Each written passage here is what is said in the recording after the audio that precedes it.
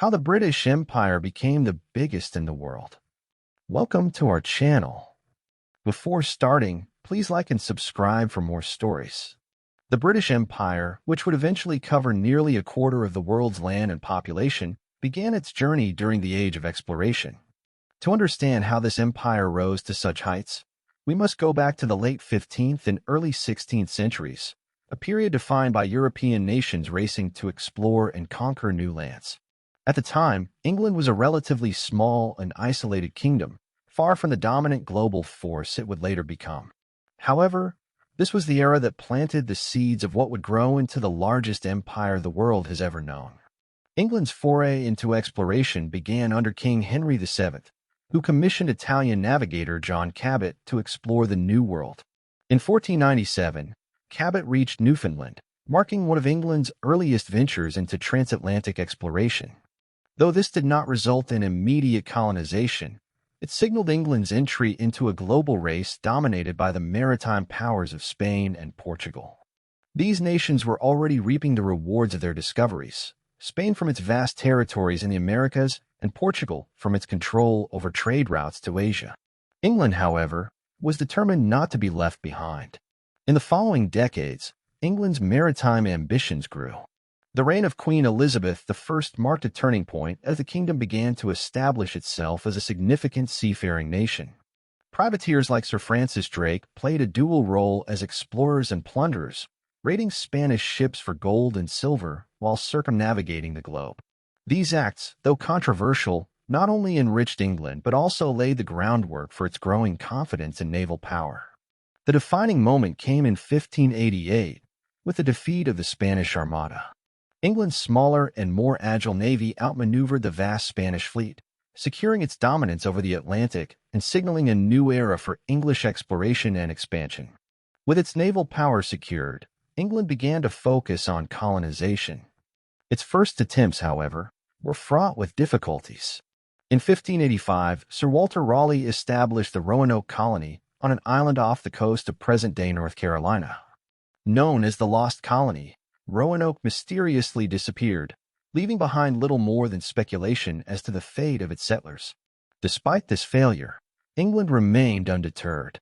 The first successful English colony was established in 1607 at Jamestown, Virginia.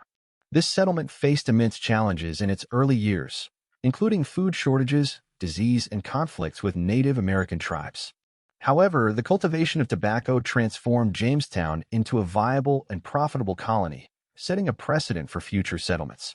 Tobacco became a highly sought-after commodity in Europe, providing the economic foundation for England's expansion in North America. Religious motivations also played a significant role in England's early colonization efforts. In 1620, a group of English Puritans, later known as the Pilgrims, fled religious persecution in England and established the Plymouth colony in present-day Massachusetts. The Pilgrims sought to create a society based on their religious ideals, and their success inspired further waves of migration to the New World.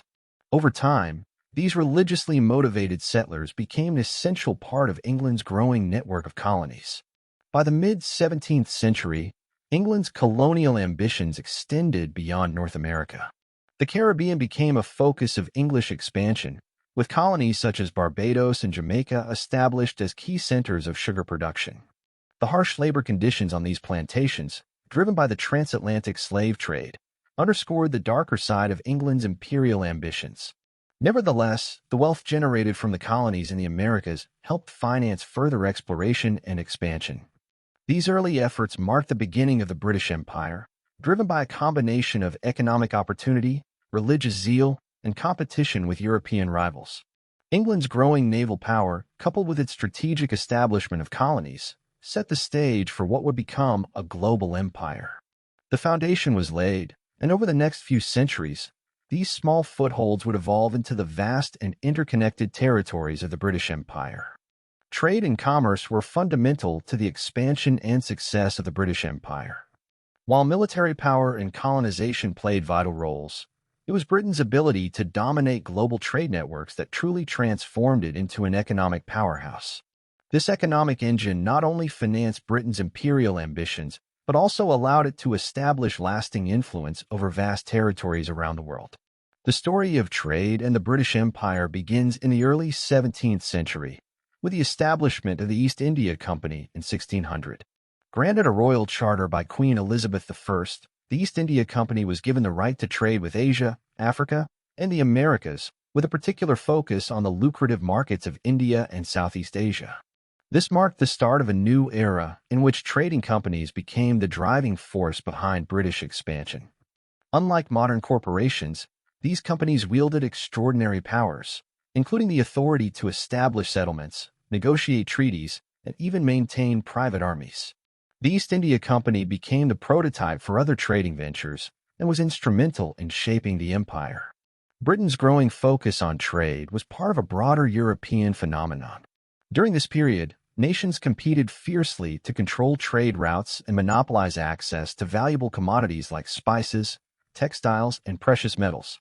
The East India Company quickly established trading posts along India's coastline and began exporting goods like cotton, silk, and indigo back to England. The company's success depended on its ability to build relationships with local rulers, many of whom granted the British favorable trading rights in exchange for military support or payments. Over time, these relationships transformed into political control, laying the groundwork for British rule in India. Another critical aspect of Britain's trade-based empire was the Atlantic triangular trade, which linked Europe, Africa, and the Americas. This system became a cornerstone of the British economy in the 17th and 18th centuries. Manufactured goods, such as textiles, guns, and metal tools, were exported from Britain to Africa, where they were exchanged for enslaved people. These enslaved individuals were then transported across the Atlantic to the Americas in a harrowing journey known as the Middle Passage. Upon arrival, they were forced to work on plantations producing sugar, tobacco, and cotton, which were then shipped back to Britain and sold at enormous profit. The triangular trade had devastating human consequences, as millions of Africans were forcibly removed from their homelands and subjected to inhumane conditions. Yet, from an economic perspective, it was immensely profitable and provided Britain with the resources it needed to finance further imperial ventures. The wealth generated by this trade fueled Britain's industrial development, helped it become one of the richest nations in the world. In addition to the triangular trade, Britain's dominance in the Caribbean played a significant role in its economic power. Colonies like Barbados and Jamaica became central to the production of sugar, one of the most valuable commodities of the time. The sugar trade was highly lucrative, and British merchants grew wealthy by exporting sugar to Europe and importing it to meet the growing demand among Britain's own population. These profits were reinvested into the economy, funding infrastructure projects, the Navy, and further colonial expansion. By the late 17th century, Britain had begun to establish itself as a global trading hub. The Royal African Company, established in 1660, was tasked with expanding Britain's involvement in the slave trade and securing new markets in Africa. At the same time, British merchants and privateers were active in the Americas, where they competed with Spanish, French, and Dutch traders for control of lucrative commodities. The Navigation Acts, a series of laws passed by Parliament, ensured that colonial goods were shipped only to England, allowing Britain to maintain a monopoly over trade with its colonies. The 18th century marked a period of extraordinary growth for British trade, driven by several key developments. First, the establishment of new colonies in North America, the Caribbean, and Africa expanded Britain's access to natural resources and labor. Second, the rise of the Industrial Revolution allowed Britain to mass-produce goods more efficiently than its rivals. British factories churned out textiles, tools, and other manufactured products that were sold across the empire, creating a self-reinforcing cycle of production and consumption. Colonies provided the raw materials, such as cotton from India and sugar from the Caribbean, needed to fuel these industries, while also serving as captive markets for British exports. One of the most significant drivers of Britain's economic dominance was its control of maritime trade routes. The Royal Navy, the most powerful in the world, played a crucial role in protecting British ships and securing access to strategic ports. Key naval victories, such as those during the Seven Years' War 1756 to 1763, allowed Britain to eliminate French competition and secure territories like Canada and India. These victories not only expanded Britain's territorial holdings, but also ensured its dominance over global trade for decades to come. In Asia, The East India Company continued to expand its influence, particularly in India. By the mid-18th century, the company had established control over vast territories, collecting taxes and exerting political authority over millions of people. The wealth generated from Indian trade, particularly in textiles and spices, became a cornerstone of the British economy. At the same time, British merchants began trading opium in China, leading to conflicts such as the Opium Wars, which further extended Britain's control over Asian markets. The importance of trade and commerce to the British Empire cannot be overstated. It was trade that provided the financial resources needed to build the Royal Navy, establish colonies, and maintain military dominance. It was trade that connected distant parts of the empire, creating an intricate web of economic relationships that span the globe. And it was trade that allowed Britain to sustain its position as the world's leading economic power for more than a century. However, the reliance on trade also had significant consequences. The exploitation of enslaved people, the displacement of indigenous populations, and the destruction of local economies were direct results of Britain's pursuit of wealth. These impacts are still felt today in many parts of the world. By the 19th century, Britain's trade networks were so extensive that it was often said, the sun never sets on the British Empire. From the bustling ports of London and Liverpool to the remote trading posts of India and Africa, the empire's economy was a testament to the transformative power of commerce. Trade was the lifeblood of the British Empire, and it remained central to its identity throughout its history. The British Empire's rise to global dominance was marked by its expansion across the Atlantic, encompassing colonies in North America, the Caribbean, and parts of West Africa.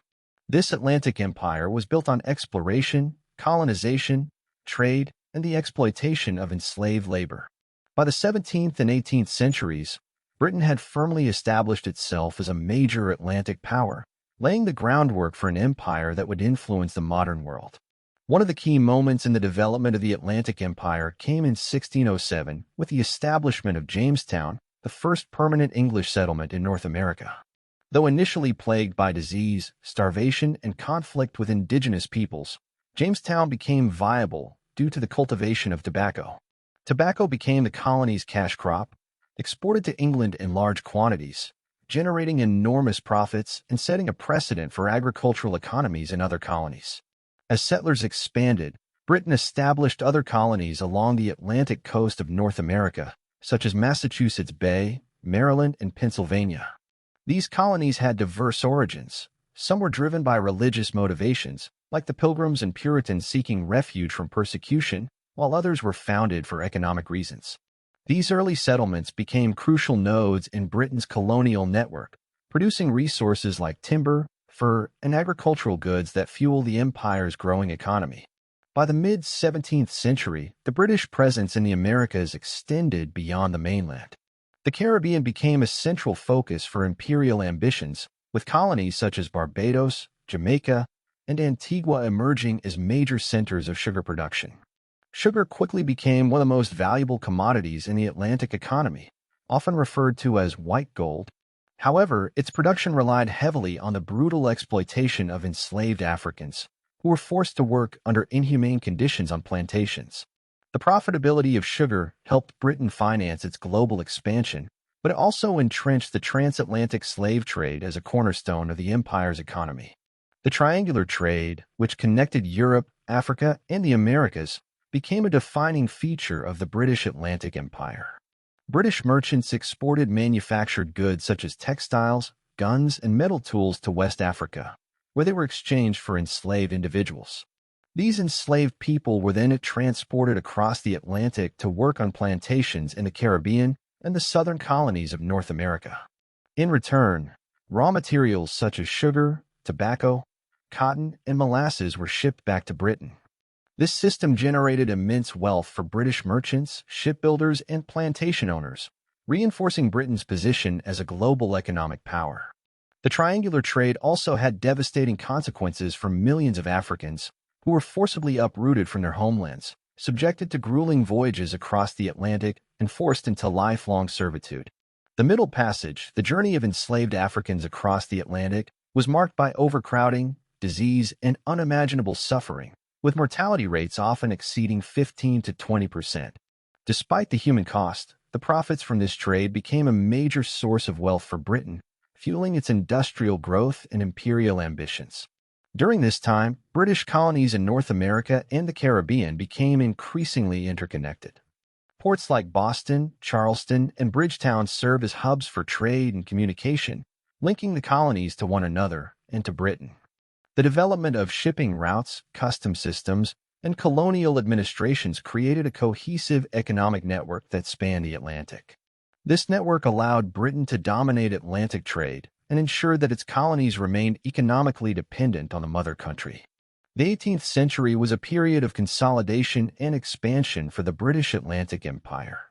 Key events, such as the War of Spanish Succession, 1701 to 1714, and the Seven Years' War, 1756 to 1763, allowed Britain to expand its territorial holdings. The Treaty of Utrecht in 1713 granted Britain control of territories such as Newfoundland, Nova Scotia, and Gibraltar, strengthening its Atlantic presence. Similarly, Britain's victory in the Seven Years' War marked a turning point, as it gained control of Canada and Florida, eliminating French competition in North America. The unification of England and Scotland in 1707 through the Act of Union also played a significant role in the expansion of the Atlantic Empire. The creation of Great Britain allowed the resources and talents of both nations to be pooled, leading to greater investments in trade, exploration, and colonization. Scottish merchants, in particular, became prominent figures in Atlantic trade, contributing to the empire's economic success. In addition to economic and territorial expansion, the British Atlantic Empire was characterized by its cultural and social dynamics. Colonists brought English laws, customs, and governance to the New World, creating societies that mirrored Britain in many ways. However, these colonies also developed unique identities, shaped by the blending of European, African, and indigenous cultures. The legacy of these interactions can still be seen in the languages, religions, and traditions of the Americas today. By the mid-18th century, the British Atlantic Empire was at its height, with colonies stretching from Canada to the Caribbean. However, this period of success was not without its challenges. Colonial unrest began to simmer as settlers grew dissatisfied with British policies, particularly those related to taxation and trade restrictions. This dissatisfaction would eventually culminate in the American Revolution, 1775 to 1783, which resulted in the loss of the 13 American colonies. Despite this setback, the British Atlantic Empire remained a vital part of the broader British Empire. The Caribbean colonies continued to generate immense wealth, and Britain shifted its focus to other parts of the world, particularly Asia and Africa. The lessons learned from the Atlantic experience, both its successes and its failures, shaped Britain's approach to empire building in the centuries to come. The expansion of the Atlantic Empire was a critical chapter in the story of the British Empire. It demonstrated Britain's ability to harness trade, resources, and human labor on an unprecedented scale, creating a network of colonies that spanned the Atlantic Ocean. While the wealth generated by this empire helped propel Britain to global prominence, its legacy is also marked by the exploitation and suffering of millions. Understanding the complexities of the Atlantic Empire provides a deeper insight into the forces that shaped the modern world. The British Empire's extraordinary expansion and dominance in the 18th and 19th centuries were intrinsically tied to the Industrial Revolution. This period of rapid technological and economic transformation gave Britain unprecedented advantages, allowing it to consolidate its global influence. The synergy between industrialization and empire created a cycle of mutual reinforcement. The empire provided raw materials and markets for British goods, while industrialization fueled the infrastructure, wealth, and innovation needed to maintain and expand imperial control. The Industrial Revolution began in Britain in the late 18th century, driven by advancements in technology, agriculture, and manufacturing. Inventions such as the spinning jenny, the power loom, and the steam engine revolutionized textile production, enabling Britain to produce goods on a massive scale. Factories sprang up across the country, particularly in industrial hubs like Manchester, Birmingham, and Glasgow, transforming Britain into the workshop of the world. These cities became symbols of Britain's industrial might, producing textiles, iron, and machinery that were exported across the globe. One of the key factors that made industrialization possible was the empire itself. Colonies provided Britain with an abundant supply of raw materials, including cotton, sugar, and timber, which were essential for industrial production. For example, India became a major supplier of cotton, which was processed in British factories and transformed into textiles. Similarly, the Caribbean colonies supplied sugar, which not only became a staple in the British diet but also fueled the burgeoning consumer culture of the time. The relationship between Britain and its colonies was not purely extractive. It was also deeply exploitative. Colonies served as captive markets for British manufactured goods, ensuring a steady demand for products. British policies, such as the Navigation Acts, enforced trade monopolies that required colonial goods to be transported on British ships and sold exclusively to British merchants.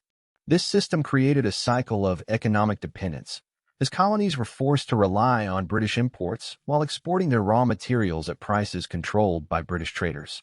Transportation and infrastructure played a critical role in the Industrial Revolution's impact on the empire. The development of railroads, canals, and steamships allowed goods to be transported more efficiently, both within Britain and across its global territories. The introduction of steamships, in particular, revolutionized maritime trade, reducing travel times and making it easier to move goods and people across vast distances.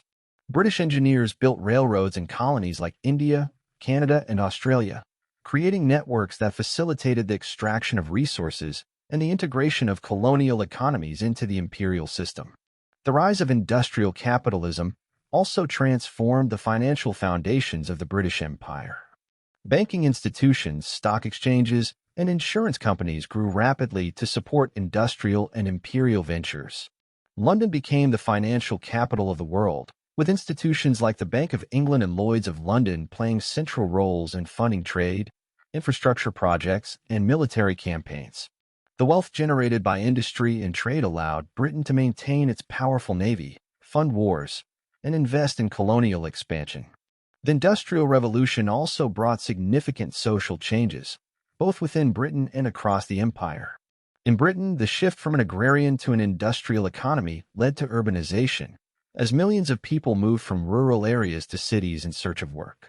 This urban growth created a new class of industrial workers, whose labor was the backbone of Britain's economic success. At the same time, a growing middle class emerged, benefiting from the increased availability of consumer goods and opportunities for investment in the empire. Across the empire, the impact of industrialization was profound but often uneven. In India, for example, British policies prioritized the extraction of resources over the development of local industries. Indian weavers, who had once been renowned for their textiles, were put out of business by the flood of cheap British factory-made goods. This deindustrialization of India had long-lasting economic and social consequences, leaving the region dependent on British imports and undermining its traditional industries. Britain's industrial dominance was further bolstered by its technological innovation and ability to adapt. The development of advanced machinery, such as steam-powered ships and railways, gave Britain a strategic advantage in both commerce and warfare. For instance, the construction of the Suez Canal in 1869 drastically shortened the journey between Britain and its Asian colonies, particularly India. The canal, which came under British control in 1875, became a vital artery of imperial trade, allowing goods and military forces to move quickly between Europe and Asia. The wealth generated by industrialization also enabled Britain to project its power globally. The Royal Navy, the world's most formidable maritime force, was crucial in protecting trade routes, enforcing British interests, and maintaining the empire's territorial integrity. Naval bases and coaling stations were established around the world, from Singapore to Gibraltar, ensuring that British ships could operate effectively across vast distances. This maritime dominance allowed Britain to control key choke points, such as the Straits of Malacca and the Cape of Good Hope, further solidifying its global influence. The benefits of industrialization, however, were not equally distributed. While Britain grew rich from its empire, the costs of industrialization were often borne by the colonies. The exploitation of labor, particularly enslaved and indentured workers, was a fundamental aspect of the imperial economy. In the Caribbean, for example, enslaved Africans were forced to work on sugar plantations under brutal conditions, generating immense wealth for British planters and merchants. Even after the abolition of slavery in 1833, systems of indentured labor, where workers from India and China were recruited to replace enslaved workers. By the mid-19th century, Britain's industrial and economic dominance was unrivaled. The combination of technological innovation, a vast empire, and a highly developed financial system made Britain the world's leading economic power. The empire's ability to generate wealth through trade and industry allowed it to fund its military, expand its territories, and influence global politics. At the same time, the interconnectedness of industrialization and imperialism ensured that the British Empire remained at the center of global commerce for much of the 19th century. However, the reliance on industrialization also created vulnerabilities. By the late 19th century, other nations, such as Germany and the United States, began to industrialize and challenge Britain's economic supremacy. The British Empire's dominance in Asia, particularly in India, represented one of the most significant chapters in its history.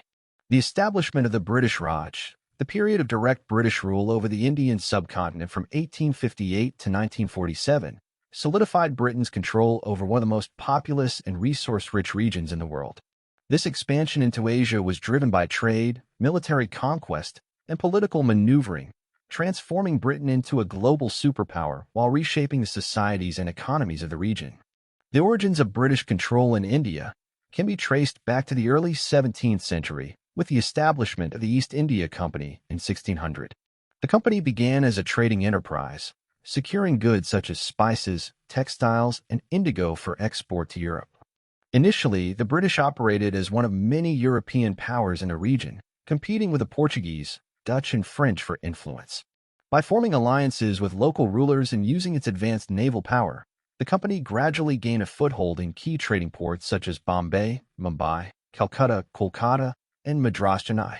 One of the pivotal moments in British expansion in India came in 1757 at the Battle of Plassey, where the forces of the East India Company, led by Robert Clive, defeated the Nawab of Bengal and his French allies. This victory marked the beginning of British political control in India, as the company transitioned from a purely commercial enterprise to a governing entity. Over the following decades, the company expanded its influence, using a combination of diplomacy, military force, and economic leverage to dominate vast territories. By the early 19th century, the British presence in India had grown so extensive that the East India Company effectively ruled large portions of the subcontinent. However, this rule was marked by exploitation and social disruption. British policies, such as the permanent settlement of Bengal in 1793, restructured land ownership systems, often to the detriment of Indian peasants. Traditional industries, particularly the textile sector, were undermined by the influx of cheap British manufactured goods, leading to economic decline in many regions. The mid-19th century was a turning point for British rule in India. In 1857, widespread dissatisfaction with company rule erupted into the Indian Rebellion, also known as the Sepoy Mutiny. This uprising was sparked by grievances among Indian soldiers, sepoys, in the company's army, who resented discriminatory practices and the use of animal fat in rifle cartridges, which offended both Hindu and Muslim religious beliefs. The rebellion quickly spread, with local rulers and peasants joining the fight against British authority. Although the uprising was ultimately suppressed, it exposed the vulnerabilities of company rule and led to significant changes in the administration of India. In 1858, in the wake of the rebellion, the British government dissolved the East India Company and assumed direct control of India, establishing the British Raj. Under the Raj, India became the jewel in the crown of the British Empire, providing valuable resources, labor, and revenue. The British introduced administrative reforms, modernized infrastructure, and expanded the railway network, connecting distant parts of the subcontinent and facilitating the movement of goods and troops. The construction of railways in India was one of the most visible symbols of British influence. By the late 19th century, India had one of the largest railway networks in the world, with over 20,000 miles of track. These railways were primarily designed to serve British economic interests, enabling the efficient extraction and export of raw materials such as cotton, jute, tea, and opium. While the railways created new opportunities for trade and travel, they also reinforced patterns of economic dependency, as Indian industries were often sidelined in favor of British imports. British rule in India was also marked by cultural and social changes. The British introduced Western-style education, legal systems, and governance, which were intended to create a class of Indians loyal to British interests.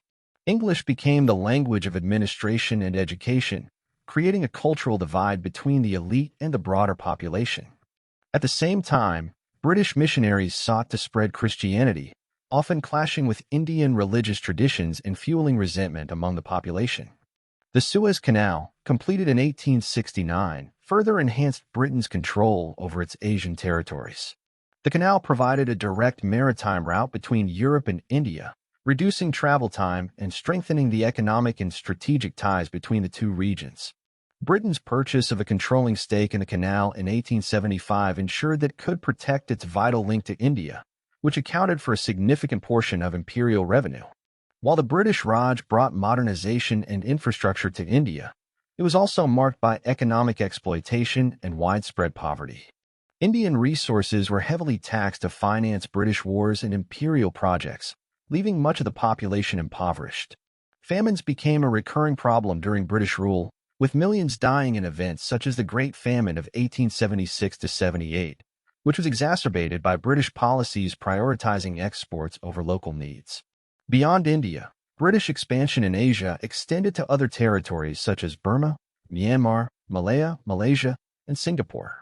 These regions were strategically important for controlling trade routes and securing access to resources like tin, rubber, and spices. In the case of Burma, British forces gradually annexed the territory through a series of wars in the 19th century, integrating it into the Indian administration. Similarly, Singapore, founded as a trading post by Sir Stamford Raffles in 1819, became a vital hub for British commerce in Southeast Asia. British influence in Asia also extended to China, particularly during the Opium Wars of the mid-19th century. These conflicts, fought to secure British trade interests, resulted in the Treaty of Nanking, 1842, which granted Britain control of Hong Kong and opened Chinese ports to British merchants. The opium trade, driven by British exports from India, had devastating social and economic effects on China, but it underscored Britain's ability to dominate Asian markets. The British Raj and its broader expansion in Asia were central to the empire's global dominance. India, in particular, served as a linchpin of the empire, providing both economic wealth and military manpower. Indian soldiers fought in British campaigns around the world, from Africa to Europe, demonstrating the interconnectedness of the empire's territories. However, the legacy of British rule in Asia is complex, marked by both achievements and injustices. While the British introduced infrastructure and institutions, their policies often prioritized imperial interests over the well-being of local populations, leaving a lasting impact on the region. The British Empire's rise to become the largest in the world was built on the foundation of naval supremacy. From the 16th century to the height of its imperial power in the 19th century, Britain relied heavily on its navy to project power, protect its trade routes, and maintain control over its far-flung territories. The Royal Navy, widely regarded as the most formidable maritime force in history, was the cornerstone of this dominance and played an indispensable role in shaping the empire. The story of Britain's naval supremacy began in earnest during the reign of Henry VIII, who recognized the strategic importance of a strong navy. He invested heavily in shipbuilding, creating a fleet that could defend England's shores and challenge rival European powers. The construction of large warships like the Mary Rose and the establishment of naval dockyards in Portsmouth and Chatham marked the beginning of Britain's transformation into a maritime power. However, it was during the reign of Elizabeth I that England truly emerged as a naval contender. The defeat of the Spanish Armada in 1588 was a turning point, as the smaller, more maneuverable English ships outclassed the massive Spanish galleons. This victory not only secured England's independence from Spanish domination, but also established the foundation for its naval ambitions. From this point onward, the Royal Navy became central to England's and later Britain's foreign policy and imperial strategy. By the 17th and 18th centuries, Britain's naval power was inextricably linked to its economic and territorial expansion. The Navy played a vital role in protecting the trade routes that connected Britain to its colonies in North America, the Caribbean, Africa, and Asia. The ability to secure these sea lanes allowed Britain to dominate global commerce, transporting goods such as sugar, tobacco, cotton, and tea across vast distances. The Navy also safeguarded Britain's interests against rival powers, such as France, Spain, and the Netherlands, which competed fiercely for control of overseas territories. One of the key moments in Britain's rise to naval supremacy was the Seven Years' War, 1756 to 1763.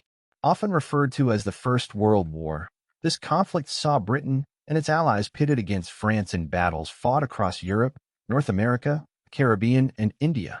The Royal Navy's dominance at sea proved decisive, enabling Britain to capture key French territories, including Canada and India. The Treaty of Paris in 1763 marked the end of the war and established Britain as the preeminent global power, with a navy capable of projecting its influence across the world. The Royal Navy's success was underpinned by several factors, including technological innovation, skilled leadership, and the strategic use of naval bases. British shipbuilders were at the forefront of maritime technology, designing faster, more durable vessels equipped with powerful cannons. The introduction of ships of the line, large, heavily armed warships capable of engaging in fleet battles, gave the Royal Navy a significant advantage over its rivals. Meanwhile, commanders like Admiral Horatio Nelson demonstrated exceptional tactical skill, leading Britain to victories such as the Battle of Trafalgar 1805, where Nelson's fleet decisively defeated the combined French and Spanish navies. The Napoleonic Wars 1803 to 1815 further cemented Britain's naval dominance. During this period, the Royal Navy established a blockade of French ports, cutting off Napoleon's access to trade and resources. This blockade, combined with Britain's control of key maritime choke points, such as the Straits of Gibraltar and the English Channel, ensured that Britain could maintain its economic and military superiority. The defeat of Napoleon at the Battle of Waterloo in 1815 marked the beginning of a century of British naval dominance, often referred to as the Pax Britannica. Throughout the 19th century, the Royal Navy played a central role in maintaining the empire's global reach. Britain's strategy of controlling key maritime routes and establishing naval bases around the world ensured that its ships could operate effectively across vast distances. Ports like Gibraltar, Malta, Aden, Singapore, and Hong Kong became critical hubs for refueling, repairs, and resupply. These bases not only supported the Navy, but also served as symbols of British power and facilitated the expansion of trade and communication networks. One of the most significant developments during this period was the shift from sail to steam power. The introduction of steamships in the early 19th century revolutionized naval warfare and commerce, allowing Britain to maintain its edge over rival powers. Steamships were faster, more reliable, and less dependent on wind conditions, enabling the Royal Navy to respond more quickly to threats and challenges. The construction of the Suez Canal in 1869 further enhanced Britain's naval capabilities, providing a direct route between Europe and Asia and reducing travel time to India, the empire's most valuable possession. Naval supremacy was not just about protecting trade and territory. It also played a key role in Britain's ability to expand its empire. The Navy was often the first point of contact between Britain and new territories, enabling exploration, conquest, and colonization. In Africa, for example, the Royal Navy was instrumental in suppressing the transatlantic slave trade during the 19th century, patrolling the West African coast and intercepting slave ships. While this anti-slavery mission was presented as a moral crusade, it also served Britain's imperial interests by allowing it to establish influence in the region. The Navy's role in Asia was equally significant. During the Opium Wars, 1839 to 1842 and 1856 to 1860, British naval forces defeated the Chinese Empire, securing trade concessions and territorial gains such as Hong Kong. These victories underscore the importance of maritime power in enforcing British economic and political interests, particularly in regions where local resistance to imperialism was strong. The Royal Navy's dominance reached its peak during the late 19th and early 20th centuries. By this time, Britain's empire spanned a globe, and the Navy was unmatched in size and capability. However, this dominance came under threat with the rise of other naval powers, particularly Germany and the United States. The naval arms race of the early 20th century, characterized by the construction of massive battleships like the Dreadnought, highlighted the growing competition for maritime supremacy.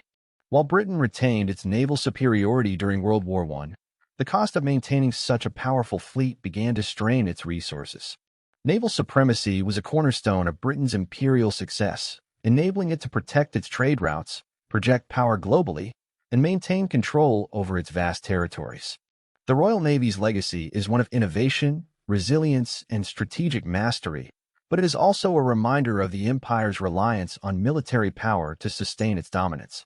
The late 19th century witnessed one of the most intense and rapid phases of imperial expansion in history, often referred to as the Scramble for Africa. This period, spanning roughly from 1880 to 1914, saw European powers carve up the African continent into colonies, protectorates, and spheres of influence. Britain emerged as one of the dominant players in this race, acquiring vast territories that will become essential parts of its empire. The motivations behind Britain's actions in Africa were complex, encompassing economic, strategic, and ideological factors, and the consequences of this colonization continue to shape Africa and the world today. The roots of the Scramble for Africa can be traced to the Industrial Revolution and the global changes it set in motion. By the late 19th century, European nations, including Britain, were searching for new markets, resources, and opportunities for investment. Africa, with its vast untapped wealth of minerals, fertile lands, and labor, presented an irresistible target.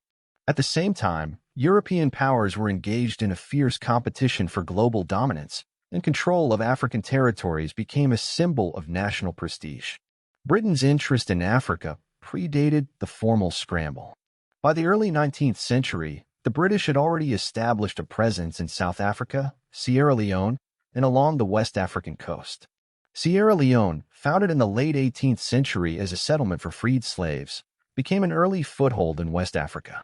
Similarly, Cape Colony in South Africa, originally a Dutch settlement, was seized by Britain during the Napoleonic Wars and became a key strategic location for controlling the sea route to India. However, the scramble for Africa accelerated in the 1880s, fueled by the Berlin Conference, 1884 to 1885, where European powers formalized the rules for the colonization of Africa. Hosted by German Chancellor Otto von Bismarck, the conference aimed to prevent conflicts among European nations by dividing the continent into spheres of influence. Notably, no African leaders were invited to participate, highlighting the imperial disregard for African sovereignty. For Britain, the conference marked the beginning of a concerted effort to expand its holdings across the continent. One of Britain's primary motivations during the scramble was the desire to secure control of the Nile River and its surrounding regions. The Nile was seen as a vital waterway connecting Britain's interests in Egypt and Sudan with its prized colony of India.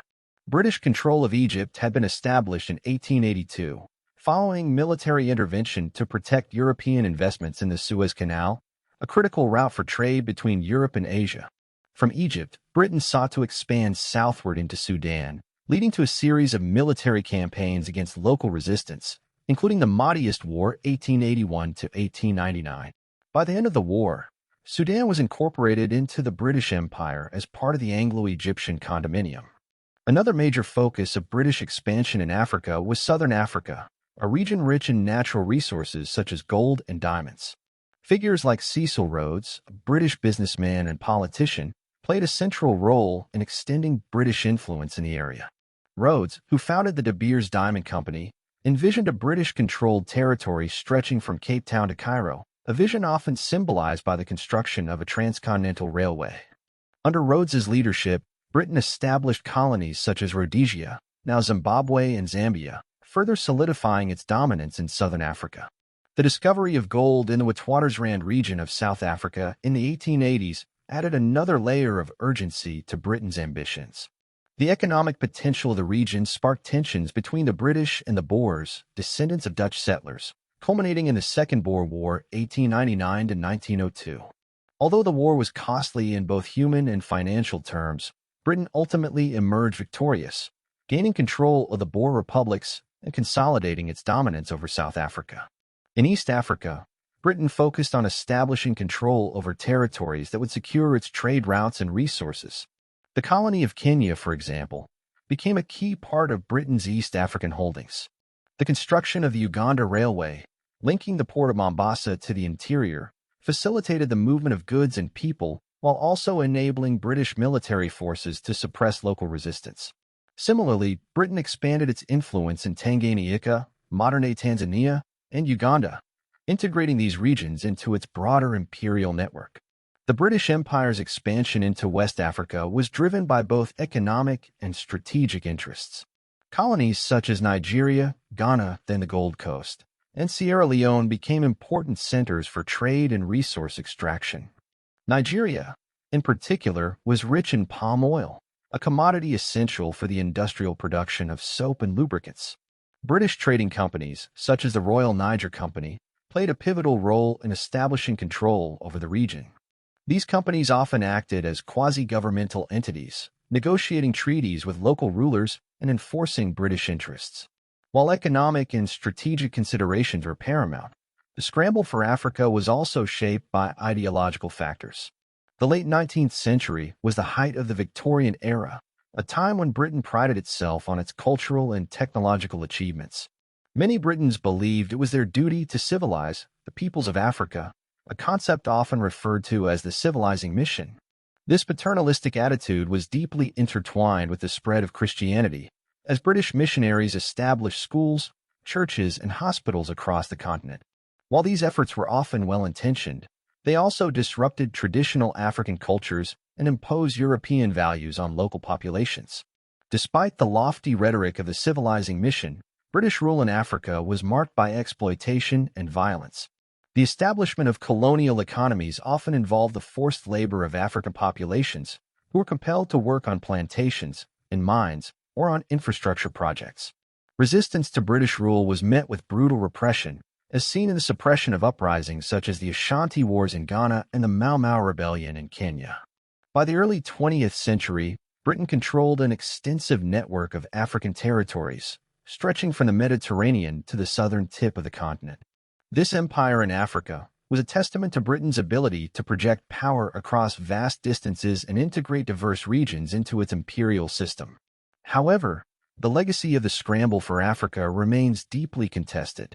While British rule brought infrastructure, education, and technological advancements to some regions, it also caused profound social and economic disruptions, the effects of which are still felt today.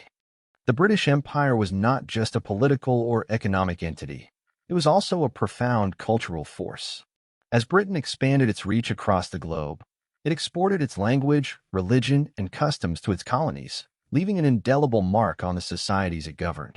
While this cultural influence was often framed as part of a civilizing mission, it was deeply intertwined with the processes of colonization and imperial control. The legacy of these cultural exchanges is complex, with lasting impacts that can still be seen in many former British colonies today. One of the most significant aspects of Britain's cultural influence was the spread of the English language. English became the language of governance, education, and commerce in many parts of the empire, serving as a unifying tool in diverse, multilingual societies. In India, for example, English was introduced as the medium of instruction in schools and universities during the 19th century, following reforms by figures like Lord Macaulay.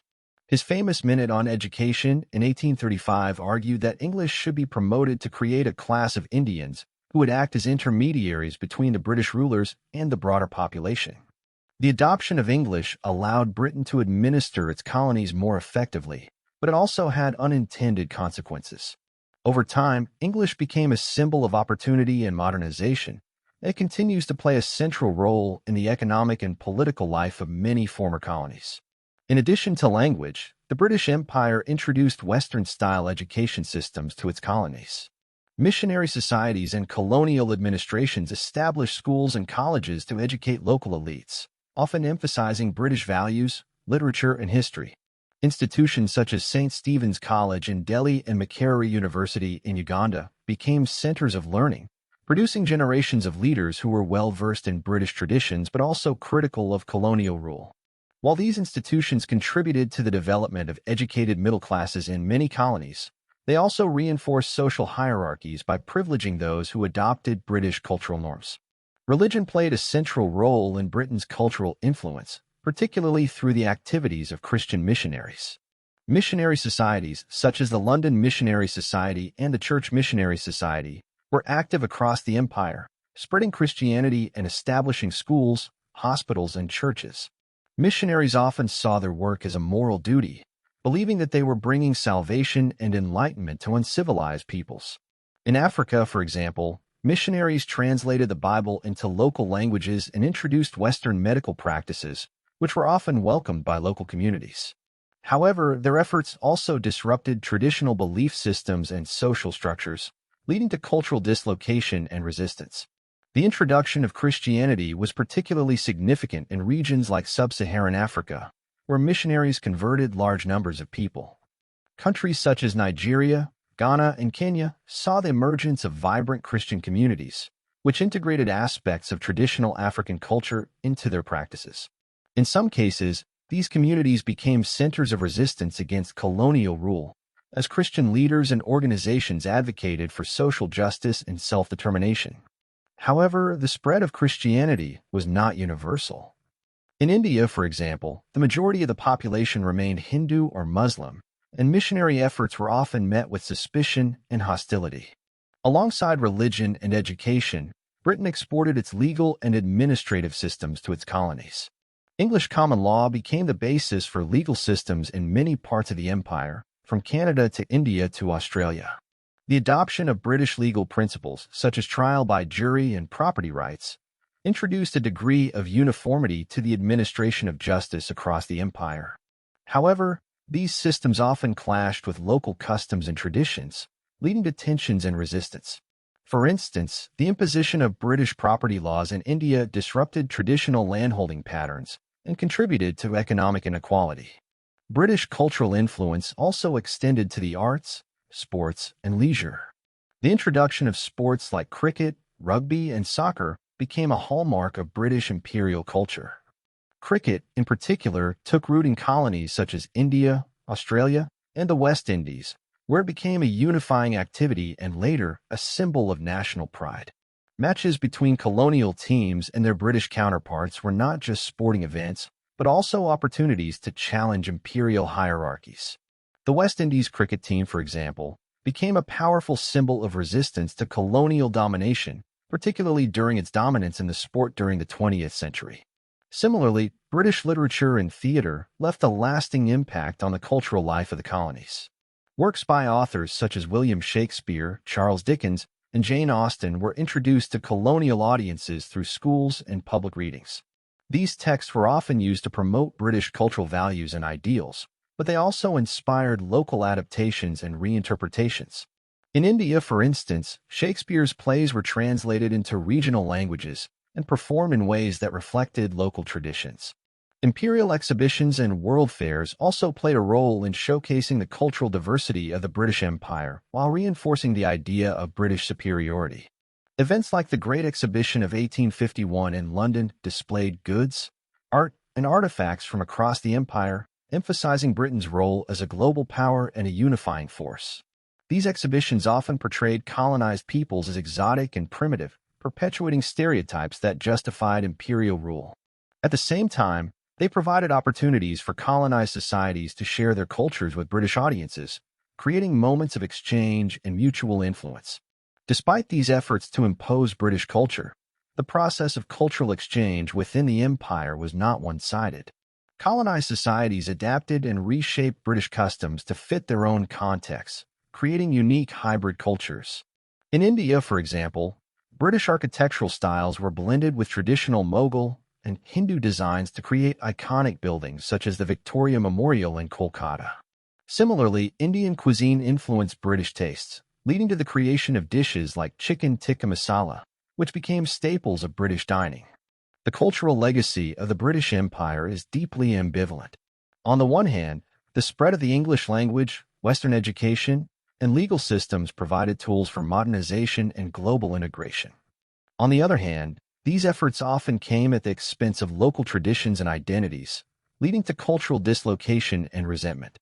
While the British Empire rose to unprecedented heights, becoming the largest empire in history, its dominance was constantly challenged by external rivals, internal unrest, and economic pressures. These challenges tested Britain's ability to maintain control over its vast territories and ultimately contributed to the empire's decline. From wars with competing powers to uprisings in the colonies, The British Empire faced significant obstacles throughout its history. One of the earliest and most significant challenges came during the American Revolution, 1775 to 1783.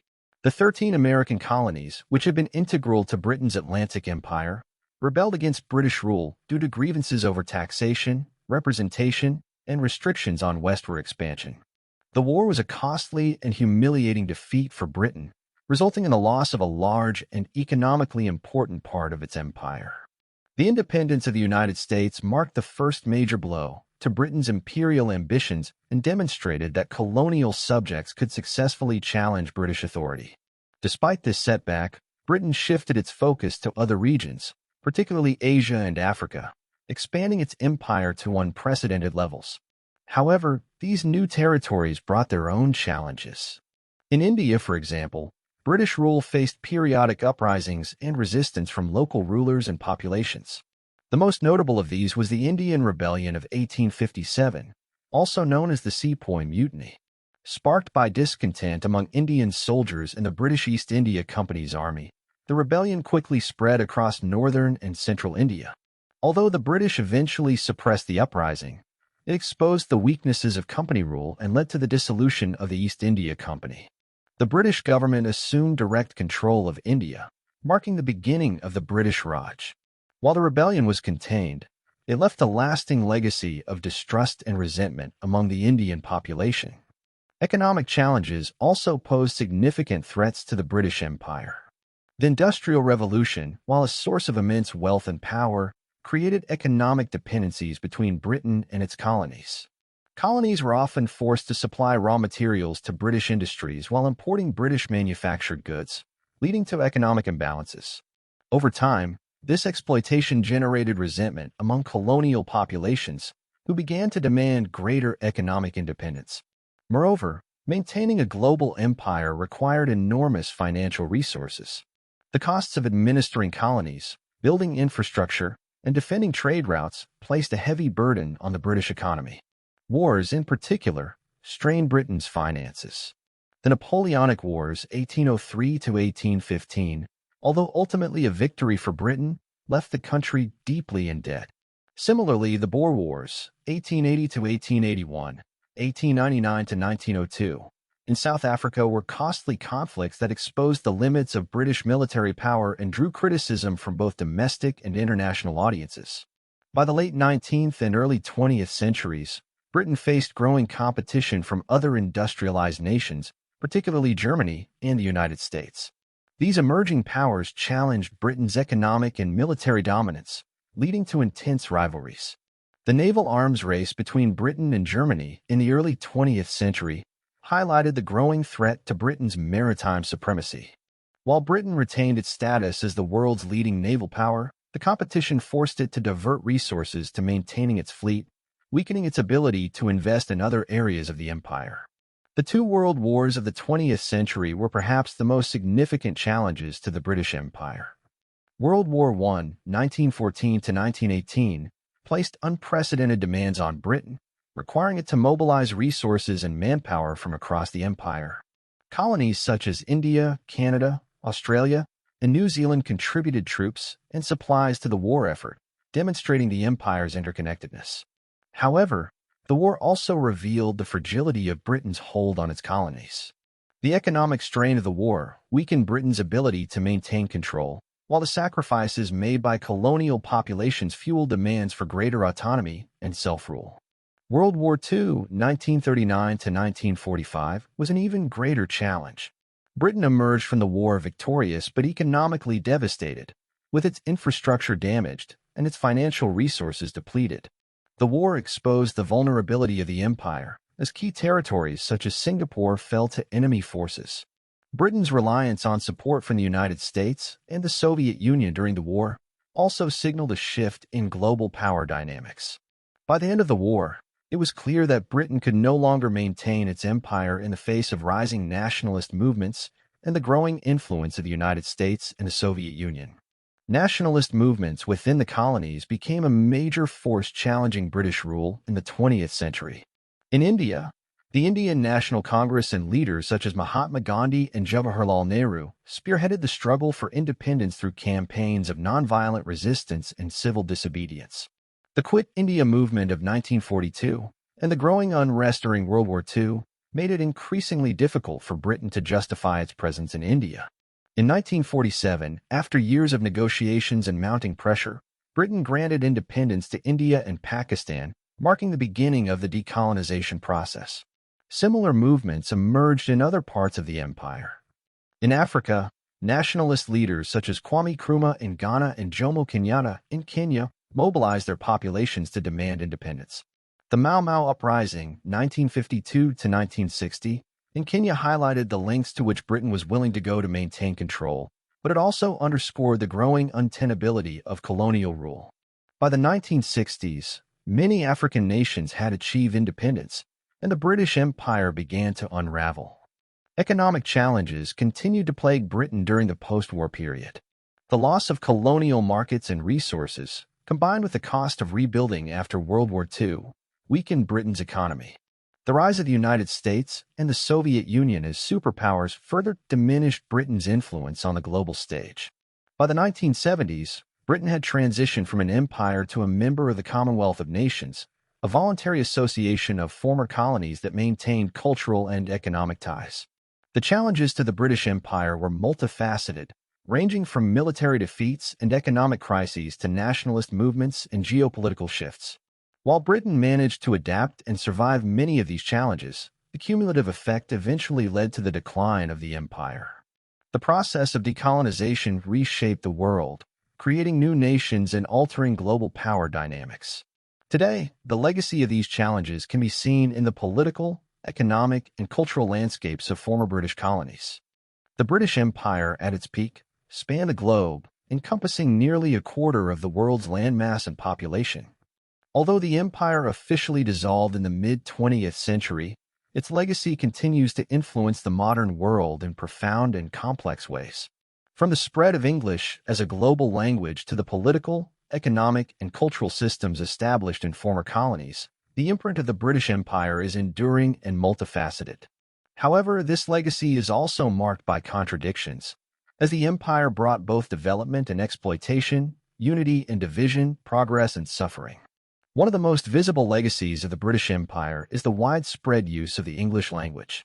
Today, English is spoken by over 1.5 billion people, making it one of the most widely used languages in the world. In many former British colonies, including India, Nigeria, and South Africa, English serves as an official or second language, facilitating communication across diverse linguistic groups. The dominance of English in international business, science, and technology can be traced back to the British Empire's global reach. However, this linguistic legacy is not without controversy, as it often came at the expense of indigenous languages and cultures. The empire also left a lasting impact on political systems. Many former colonies adopted parliamentary democracy, inspired by the British model of governance. Countries such as Canada, Australia, and India retain political structures, legal systems, and constitutions that reflect British influence. For instance, the common law system, introduced during colonial rule, remains the foundation of the legal frameworks in numerous countries, from Jamaica to Kenya to Singapore. While these institutions provided a degree of political continuity after independence, they were often accompanied by challenges, as newly independent nations grappled with the legacies of authoritarian colonial administrations. Economically, the British Empire played a central role in shaping the modern global economy. The establishment of global trade networks during the imperial period laid the groundwork for today's interconnected world. Ports, railroads, and infrastructure built during British rule facilitated the movement of goods and people, integrating colonies into the global market. However, these systems were often designed to serve imperial interests, prioritizing the extraction of raw materials over the development of local industries. This exploitation left many colonies economically dependent on Britain, hindered their ability to achieve self-sufficiency after independence. The economic disparities created during colonial rule persist in many regions, contributing to underdevelopment and inequality. Another enduring aspect of the empire's legacy is the creation of the Commonwealth of Nations, an organization comprising 56 member states, most of which are former British colonies. Established in the mid-20th century, the Commonwealth aims to promote economic cooperation, cultural exchange, and political dialogue among its members. While the organization no longer reflects the imperial hierarchy of the past, it serves as a symbol of shared history and values. Events such as the Commonwealth Games and initiatives like educational scholarships have helped maintain connections between member states, even as they pursue independent paths. Culturally, the British Empire facilitated the exchange of ideas, traditions, and practices on a global scale. This cultural diffusion was bidirectional, as colonized societies influenced Britain as much as Britain influenced them. Indian cuisine, for example, became an integral part of British culture, with dishes like chicken tikka masala gaining iconic status. Similarly, Caribbean music and African art have enriched British cultural life. At the same time, British literature, sports, and educational systems left a lasting mark on former colonies. Cricket, a sport introduced by the British, became a passion in countries like India, Australia, and the West Indies, where it is now a source of national pride. However, the cultural legacy of the British Empire is also marked by the displacement and suppression of indigenous traditions. The imposition of British values, religion, and customs often marginalized local cultures, languages, and belief systems.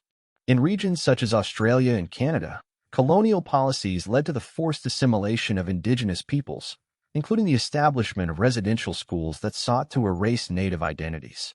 These actions have left deep scars, and efforts to reconcile with this history are ongoing in many former colonies. One of the most controversial aspects of the British Empire's legacy is its role in shaping modern geopolitics. The arbitrary borders drawn by British administrators during the colonial period often ignored existing ethnic, cultural, and historical divisions. This legacy is particularly evident in Africa, where colonial boundaries contributed to conflicts and tensions that persist to this day.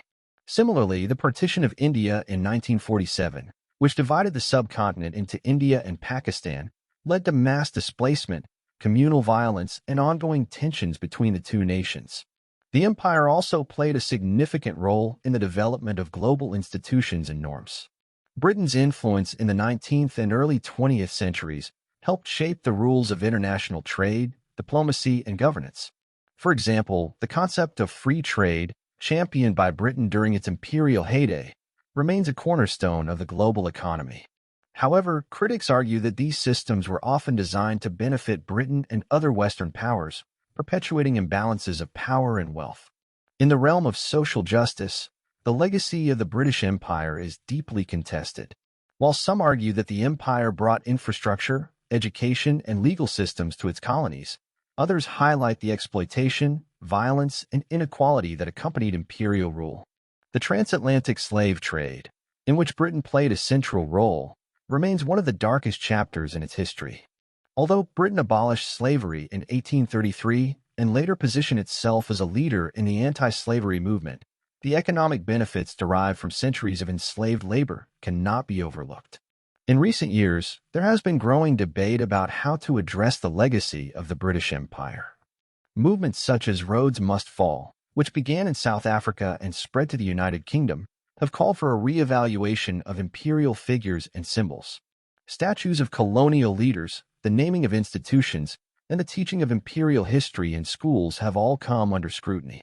These debates reflect broader questions about how nations should confront their colonial pasts and the extent to which they should celebrate or critique the empire's legacy.